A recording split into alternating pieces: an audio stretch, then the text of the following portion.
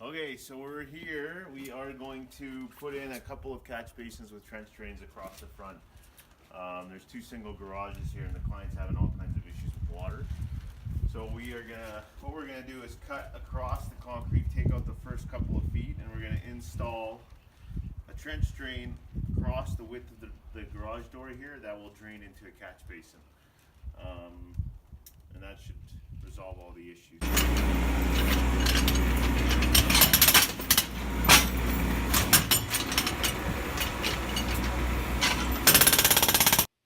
So what you're seeing here is the installed trench drain. Unfortunately, we didn't get any video of that particular project, but this is a photo of another project that we did, and basically the install is the same. The concrete was removed. We then excavated for the trench drain and the catch basin. We installed the system, and it is now ready to be re-poured back in. The tape on the top is just to keep the grate clean while we pour concrete, so we don't get any concrete inside. All the doweling and everything is complete.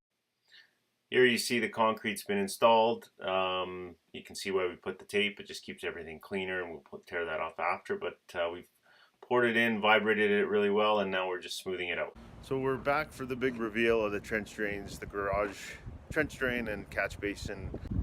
So here's the final product, trench drain to the catch basin. And now the floor has actually been all recoated to blend in with the old coating. So the joint was actually somewhere across here. We cut it and removed that section of concrete. But yeah, so the water's draining off the car, going into this trench drain, and then down to the catch basin, and it kind of builds up in there, and then eventually evaporates or can get pumped out, scooped out.